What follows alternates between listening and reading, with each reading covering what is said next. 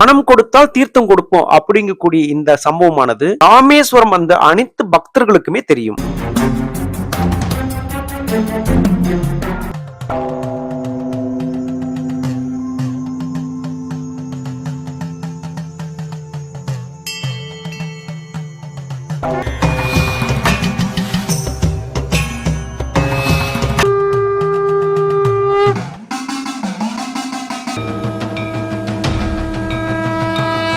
எங்க இருக்குன்னா வந்து ராமேஸ்வரம் அக்னி தீர்த்த கடல்ல இருக்கும்.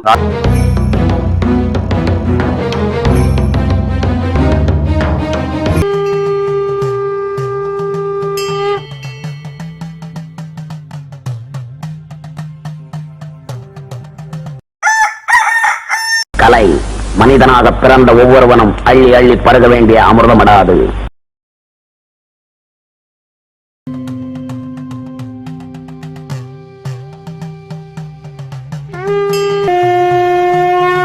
வணக்கம், நமஸ்தே, நமஸ்கார். 7 நான்கள் ஓவி கண்ணா. நாங்க மே 2ஆம் தேதி ராமேஸ்வரத்தில் இருக்கக்கூடிய ராமநாத சுவாமி திருக்கோயிலுக்கு பயணம் செஞ்சிருந்தோம். இந்த கோயிலுடைய பயண வீடியோவும் இந்த கோயிலுடைய வரலாறு பற்றியும் நம்ம பார்க்க போறோம். அது மட்டும் இல்லாம அக்னி தீர்த்த கடல் 22 கிணறுகளை பற்றியும் இந்த வீடியோல பார்க்க போறோம். வாங்க வீடியோக்குள்ள போவோம். தென்னகத்து காசி என்று அழைக்கப்படுவதுதான் ராமேஸ்வரம் ராமநாத சுவாமி திருக்கோயில். பொதுவா புண்ணியம் தேடி காசி ராமேஸ்வரத்துக்கு போவோம் அப்படின்னு சொல்லுவாங்க. இந்த வார்த்தைகள் இருந்து நமக்கு புரியும், காசிக்கு அடுத்தபடியாக இந்த ராமேஸ்வரம் ஒரு புண்ணிய தலம் அப்படின்னே சொல்லலாம். நானும் என்னுடைய நண்பர்களும் 7 பேர் அடங்கிய குழுவுடன் ராமேஸ்வரம் பயணம் செஞ்சோம். இதற்கு முன்னாடி 2022ல நான் தனியாவே பயணம் செஞ்சிருந்தேன். 2022ல நான் தனியா போன எக்ஸ்பீரியன்ஸையும் சமீபத்தில் நான் போன எக்ஸ்பீரியன்ஸையும் 2 அனுபவத்தையும் உங்களுக்கு சொல்ல போறேன். வாங்க வீடியோக்குள்ள போவோம். ராமேஸ்வரம் ராமநாத சுவாமி கோயில்.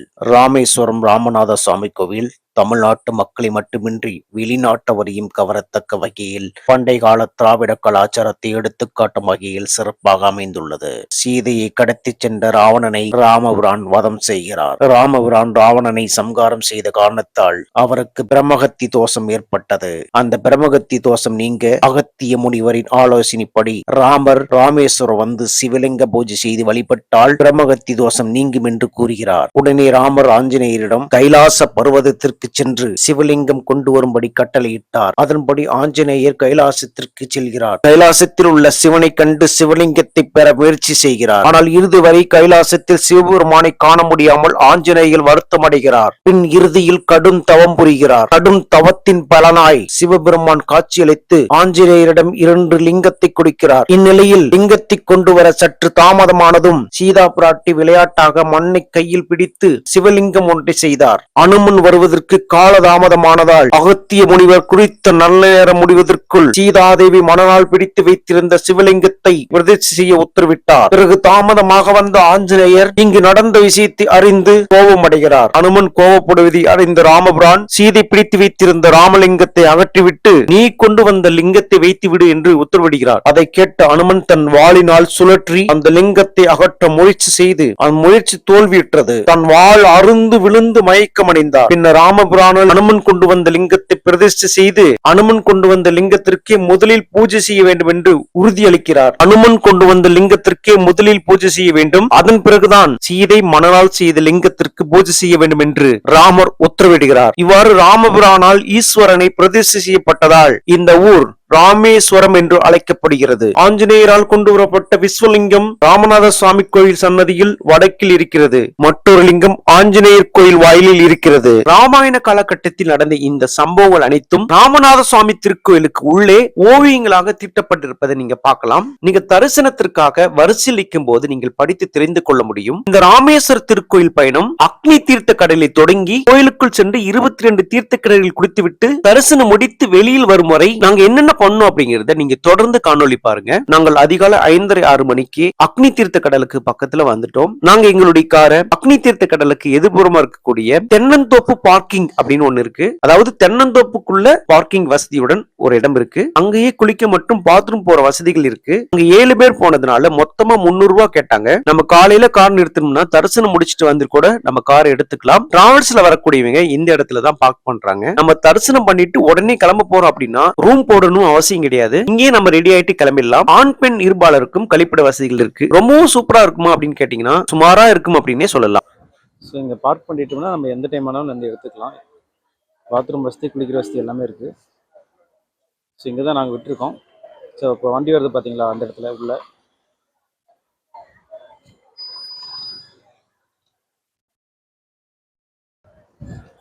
நாங்க கொஞ்சம் ஃப்ரெஷ் அப் ஆயிட்டு அக்னி தீர்த்த கடலுக்கு எதிர்புறமா இருக்கக்கூடிய டீ கடையில நண்பர்கள் எல்லாம் டீ குடிச்சாங்க. கடல் அருகில் இருக்கக்கூடிய அந்த வானத்தினுடைய நிறத்தை பாருங்க. கருநீலம், சிகப்பு, வெள்ளைன்னு சொல்லிட்டு பல நிறங்கள்ல அழகா காட்சியளித்தது. பாக்குறதுக்கு ரொம்ப ரசிக்கும்படி இருந்தது. டீ கடையில் இருக்கக்கூடிய அழகான பைரவி நீங்க பார்க்கலாம். கொஞ்சம் வித்தியாசமா கியூட்டா இருந்தது. விடிந்து விட்டது என்று தெரியாமல் கடலோடு கரம் பிடித்து காதலித்துக் கொண்டிருந்த அந்த வானமும் கருமேகங்களும் பறவைகள் பறக்கும் காட்சியும் பார்ப்பதற்கு மிகவும் கவித்துவமாக இருந்தது.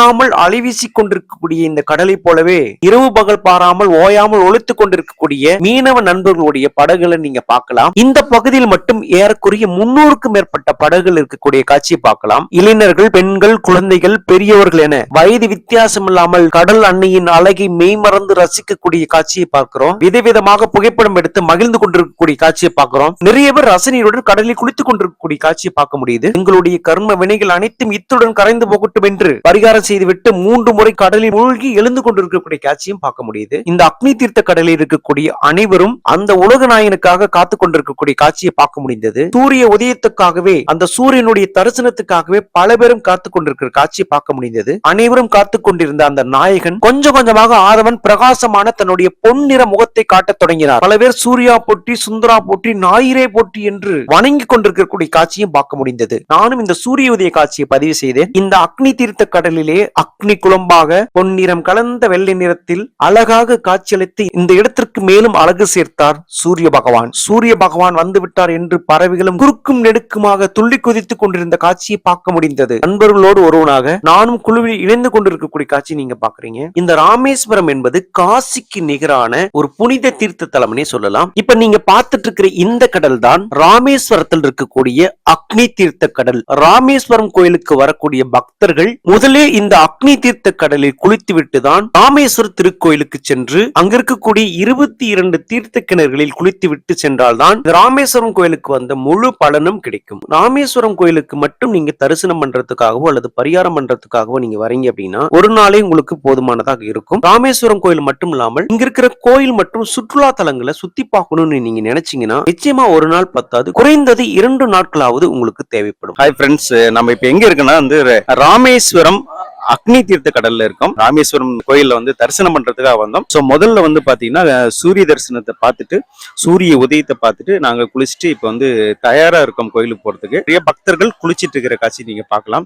நாங்க ஆரம்பத்துல வரும்போது வந்து பாத்தீங்கன்னா கூட்டம் கம்மியா இருக்கிற மாதிரி இருந்தது. சரி, ரொம்ப கூட்டம் கம்மியா இருக்கு, ஒன்னும் பிரச்சனை இல்லை அப்படின்னு நினைச்சிட்டு இருக்கும்போது பாத்தீங்கன்னா நிறைய கூட்டம் இருக்கிறத பார்க்கலாம். கண்ணு கட்டின தூரத்துல கூட்டங்கள் இருக்கு. சோ இன்னும் கோயில்ல நிறைய கூட்டங்கள் இருக்கு. கோயில்ல வந்து கிணறுகள் இருக்குல்ல, அந்த தீர்த்தத்துக்காக நான் அடுத்து நாங்க போக போறோம். அது வந்து இன்னும் கூட்டமா இருக்கும். ராமேஸ்வரம் அக்னி தீர்த்த கடல்ல இருந்து இப்ப நாங்க கோயிலுக்காக சென்றுட்டு இருக்கோம். நல்ல சம்மர் அப்படிங்கிறதுனால நல்ல கூட்டம் இருக்கு. நிறைய குழந்தைகள் இருந்து பெரியவங்க இருந்து நிறைய பேர் வந்திருக்காங்க. அந்த காட்சியை பார்த்துட்டு இருக்கீங்க. கோயில் இருக்கிற காட்சி நம்ம பார்ப்போம் வாங்க.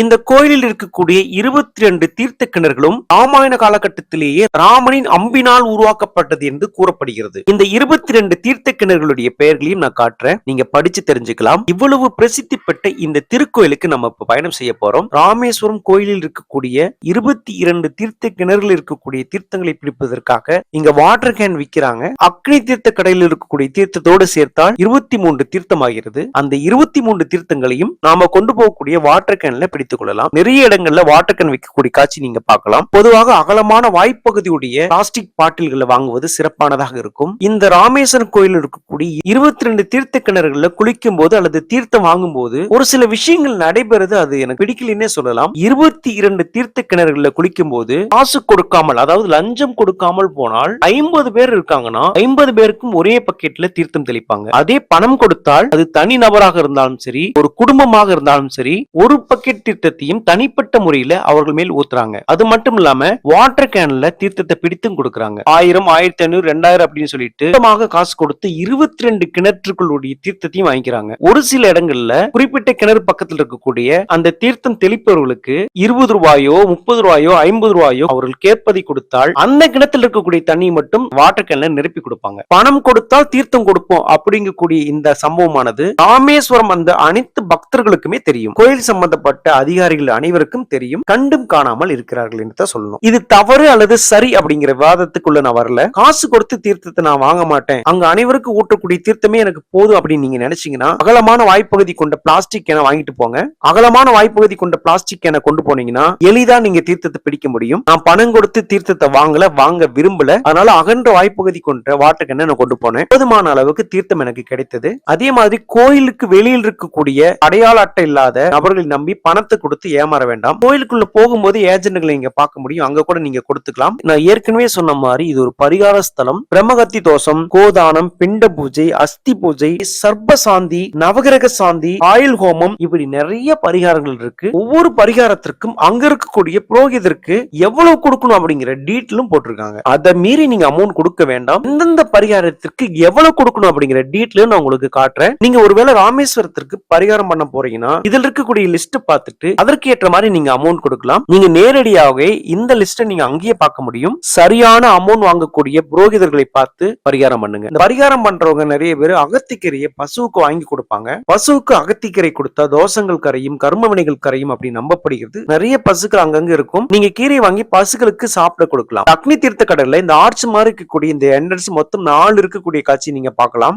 சமீபத்தில் நமது இந்திய பிரதமர் திரு நரேந்திர மோடி அவர்கள் ராமேஸ்வரத்துக்கு வந்த போது இந்த அக்னி தீர்த்த கடல்ல குளிச்சுட்டு போனாரு. நீங்க செய்திகள்ல பார்த்திருக்கலாம். இந்தியாவில் இருக்கக்கூடிய இந்து மதத்தின் மீது நம்பிக்கை இருக்கக்கூடிய ஒவ்வொருவரும் தங்களுடைய வாழ்நாளில் ஒரு முறையாவது இந்த ராமேஸ்வரத்திற்கு வருவாங்க. அப்படி ஒரு முறையாவது ராமேஸ்வரத்திற்கு வந்தால் அவர்களுடைய கர்ம வினைகள் அகலும் அப்படின்னு நம்பப்படுகிறது. ராமாயணத்தில் சீதை மணலால் செய்த அந்த லிங்க காட்சியை சிலைகளாக பார்த்துட்டு இருக்கீங்க. இந்த அக்னி தீர்த்த கடலில் இருந்து கிழக்கு கோபுரம் வரை போகக்கூடிய இந்த வீடியோ காட்சியானது நான் முழுதும் அப்படியே கொடுக்கலான் இருக்கேன். இந்த ராமேஸ்வரம் கோயிலுக்கும் இந்த அக்னி தீர்த்த கடலுக்கும் வராதவர்களுக்கு இந்த வீடியோ ஒரு பயனுள்ளதாக இருக்கும் அப்படிங்கிறதுனால இந்த வீடியோவை நான் முழுதுமாக காட்சிப்படுத்துறேன். தன்னுடன் பல ஆண்டுகளாக வாழ்ந்து தன்னை விட்டு மறைந்த ஒருவர் எதிர்பாராத விதமாக இறந்து போகிறார். அவருடைய ஆன்மா சாந்தி அடைய வேண்டும் என்பதற்காக பரிகாரங்கள் செய்து பிண்டங்களை கையில் வைத்துக் கொண்டிருக்கிற ஒரு அம்மாவுடைய முகத்தை பார்க்கும்போது என்னை விட்டு பிரிஞ்சு போயிட்டீங்களேன்னு சொல்லிட்டு அந்த வலியும் வேதனையும் அந்த அம்மா முகத்துல என்னால உணர முடிஞ்சது. மரணத்தால் பிரிந்து போனவருடைய அவருடைய நினைவு வந்து அவரை வாட்டக்கூடிய காட்சியை அவருடைய முகத்துல பார்க்க முடியுது. அந்த அம்மா யாரை நினைத்து வேதனைப்பட்டு கொண்டிருக்கிறார்களோ அவருடைய ஆன்மா சாந்தி அடையட்டும். அந்த அம்மாவும் அவங்க குடும்பத்தை சார்ந்தவர்களும் நலமுடன் வளமுடன்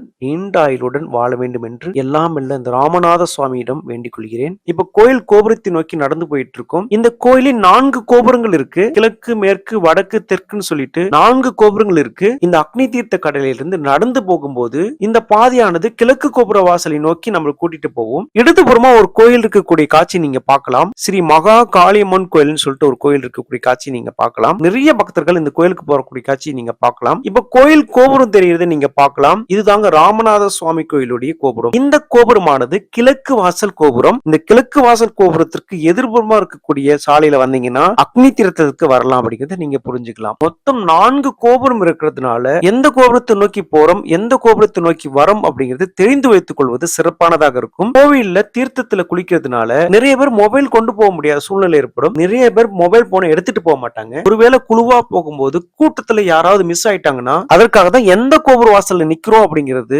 தெரிஞ்சிட்டு போறது சிறப்பானதாக இருக்கும். இந்த ராமேஸ்வரம் ஆலயத்தை பற்றிய சிறப்புகளை இந்த தகவல் பலையில குறிப்பிட்டிருக்காங்க. ஒரு வழியா அக்னி தீர்த்தத்தில் இருந்து கிழக்கு கோபுரம் நோக்கி வந்துட்டோம். பல முறை கோயிலுக்கு வந்தாலும் கூட எந்த கோபுரத்திற்கு எதிர்புறமா இந்த அக்னி தீர்த்த கடல் இருக்குன்னு சொல்லிட்டு ஒரு குழப்பம் இருக்கும். இந்த கிழக்கு கிழக்கு கோபுரத்திற்கு எதிர்புறமா வரக்கூடிய சாலையில வந்தீங்கன்னா அக்னி தீர்த்தத்துக்கு போகலாம் அப்படிங்கறத நீங்க புரிஞ்சுக்கலாம். இப்ப நாங்க கிழக்கு கோபுரத்தை பார்த்த மாதிரி நின்னுகிட்டு இருக்கோம்.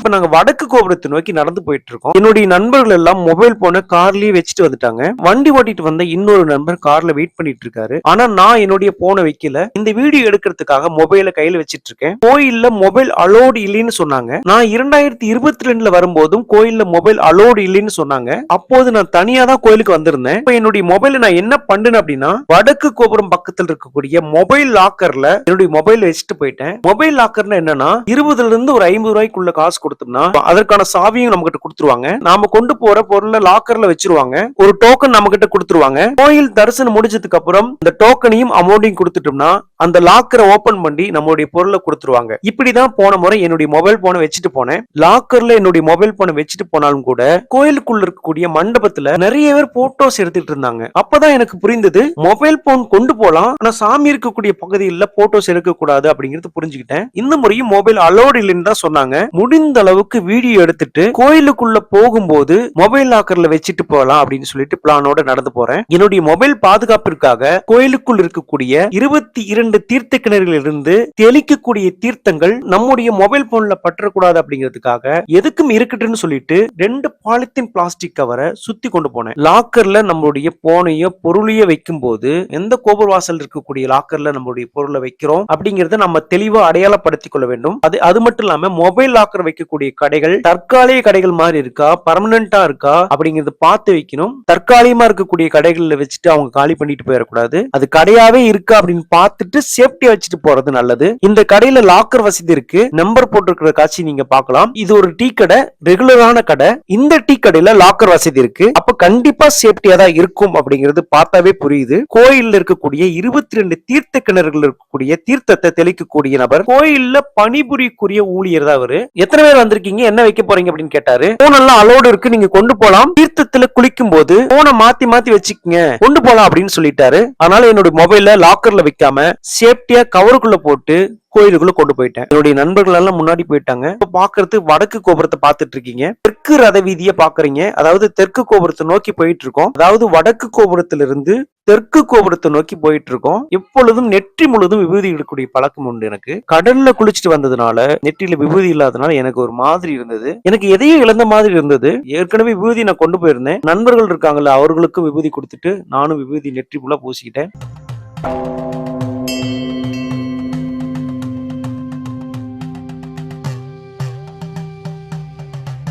விபூதி பூசினதுக்கு அப்புறம் தான் எனக்கு ஒரு நிம்மதி பெருமூச்சு வந்தது. இப்ப 2 தரிசனத்துக்கான வழி இருக்கு. ஒன்று பொது தரிசனத்துக்கான வழி, மற்றொன்று சிறப்பு தரிசனத்துக்கான வழி. சிறப்பு தரிசன கட்டணம் 100 ரூபாய் மற்றும் 200 ரூபாய் கட்டணத்தில் இருக்கு. நாங்க 100 ரூபாய் கட்டணத்துல போனோம். இன்னும் ஒரு சில கோயில நாங்க பார்க்க வேண்டியிருந்ததால பொது தரிசனத்துல போகாம 100 ரூபாய் இருக்கக்கூடிய சிறப்பு தரிசனத்தை நோக்கி போனோம். இந்த வரிசையில் செல்லும் போது ராமாயணத்தில் சீதை மணலிங்கத்தை செய்த அந்த சம்பவங்களை ஓவியங்களாக இந்த பகுதியில வைத்திருந்தாங்க. அந்த ஓவியங்கள் எல்லாம் போட்டோஸ் வீடியோஸ் எடுக்கலாம் இருந்தேன். அந்த போட்டோஸ் வீடியோஸ் எல்லாம் எடுக்கக்கூடிய வாய்ப்புகள் கிடைத்தும் எடுக்க தோணல, அதனால எடுக்கல. தரிசனம் பார்க்கறதுக்கு ஏறக்குறைய 2 மணி நேரத்துக்கு மேலாச்சு. பொறுமையா நிதானமா ராமநாத சுவாமியை தரிசனம் பண்ணிட்டு வந்தோம். கொஞ்ச நேரம் அம்மன் சன்னதியில அமைதியா உட்கார்ந்து இருந்தோம்.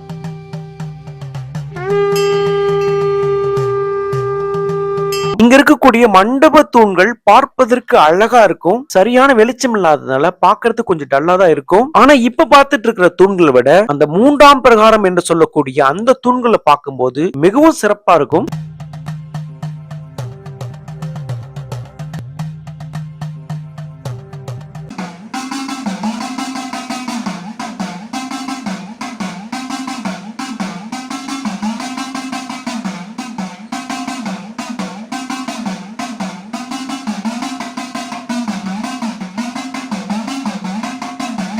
இதுதாங்க இந்த ராமநாத சுவாமி கோயிலில் பிரசித்தி பெற்ற 3ஆம் பிரகாரம். இதில் இருக்கக்கூடிய தூண்கள் மொத்தம் 1212. இதனுடைய உயரம் 22 அடி 7.5 அங்குலம். தூண்கள் கட்டப்பட்டது வந்து பாத்தீங்கன்னா 1740 முதல் 1770ஆம் ஆண்டுகள்ல முத்துராமலிங்க சேதுபதி என்பவரால் கட்டப்பட்டிருக்கு. அதாவது 30 ஆண்டுகள் கட்டியிருக்காங்க. இந்த பிரகாரத்தில் இருக்கக்கூடிய அமைப்பு, அதாவது வெளிப்புற நீளம் எவ்வளவுன்னு சொல்லியிருக்காங்க. கிழக்கு மேற்காக 690 அடியும் வடக்கு தெற்காக 395 அடியும் உள்ளது என்று குறிப்பிடப்பட்டிருக்கு. இங்க இருக்கக்கூடிய 1212 தூண்களை பாருங்க. அது கடைசியில பார்க்கும்போது ஒரு ரவுண்ட் ஷேப் மாதிரி, ஒரு டைமண்ட் ஷேப் மாதிரி எப்படி முடியுது பாருங்க. ஒவ்வொரு தூண்களும் கொஞ்சம் கொஞ்சமாக வெளிப்புறமா தள்ளப்பட்டு இறுதியில பார்க்கும்போது ஒரு டைமண்ட் ஷேப்ல நமக்கு கிடைக்குது. பார்க்கிறதுக்கே கண்கொள்ளா காட்சியா இருக்குங்க. இதுல எனக்கு என்ன வருத்தம் அப்படின்னா, சரியான லைட்டிங் கிடைக்கல அப்படின்னு தான் எனக்கு வருத்தமா இருக்கு. இன்னும் கூட அழகா எடுத்திருக்கலாம், பொறுமையா எடுத்திருக்கலாம், காத்திருந்து எடுத்திருக்கலாம் அப்படின்னு இப்ப தோணுது. ஆனா அடுத்தடுத்து நிறைய இடங்களுக்கு பயணம் செய்ய வேண்டி இருந்ததால அதிக நேரத்தை செலவிட முடியல. அது எனக்கு வருத்தம் அளிக்குதுன்னே சொல்லலாம். மீண்டும் ஒரு முறை வாய்ப்பு கிடைத்தால் இது பொறுமையா நிதானமா அழகா எடுக்கிறேன். தென்னிந்தியாவில் இங்கு மட்டுமே ஜோதிலிங்கம் இருக்கிறது.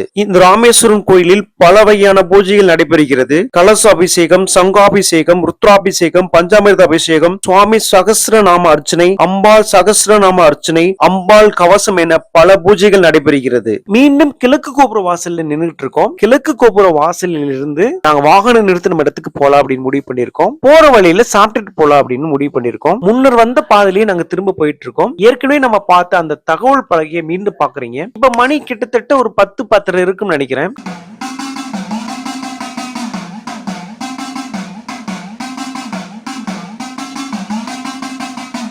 காலையில இருந்ததை விட கூட்டம் சற்று குறைவாக இருக்கிறத பார்க்கலாம்.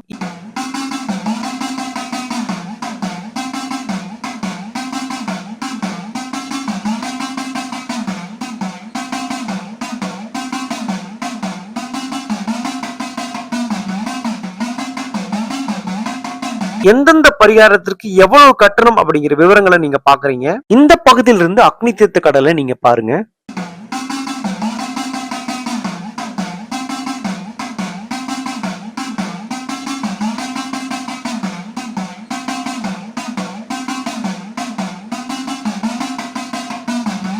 அக்னி தீர்த்த கடையில இருந்து கோயிலுக்கு நடந்து போக முடியலனா இந்த மாதிரியான வாகனங்கள் மூலம் நீங்க கட்டணம் செலுத்தி போய்க்கலாம். ஒரு வழியா நாங்க காலை உணவை முடிச்சிட்டோம். நண்பர்களோடு சாப்பிட்டு இருக்கும்போது ஒரு ஜாலியான ஒரு ஃபன் மூமெண்ட் இது. அக்னி தீர்த்த கடல்ல 2022ல வரும்போது போட்டிங் இருந்தது. ஆனா இப்ப அந்த போட்டிங் இல்ல அப்படிங்கிறது உறுதி பண்ணிட்டேன். கடல்ல குளிச்சுட்டு கட்டியிருந்த துணியை கடல்லையும் வீசிடுறாங்க. கடற்கரையிலும் இந்த மாதிரி தூக்கி போடுறாங்க. துணியை போடுறதுக்காகவே டஸ்ட்பின் எல்லாம் இருக்கும். அதுல நீங்க போட்டீங்கன்னா இந்த கடற்கரையும் இந்த கடலையும் சுத்தமா வச்சுக்கலாம். இந்த புனித தலத்தையும் நம்ம சுத்தமா வச்சுக்கலாம். ஒரு இந்த ராமேஸ்வர தரிசனத்தை சிறப்பா முடிச்சிட்டோம். இந்த வீடியோ பிடிச்சிருந்தா மறக்காம லைக் பண்ணுங்க, ஷேர் பண்ணுங்க, சப்ஸ்கிரைப் பண்ணுங்க. மறக்காம பக்கத்துல இருக்கிற பெல் சிம்பலையும் பிரஸ் பண்ணுங்க. அப்படி ஆல்ல செட் பண்ணுங்க. தேங்க்யூ. சிவாய நமக. திருச்சிற்றம்பலம். நன்றி. கலை மனிதனாக பிறந்த ஒவ்வொருவனும் அள்ளி அள்ளி பருக வேண்டிய அமிர்தமடாது.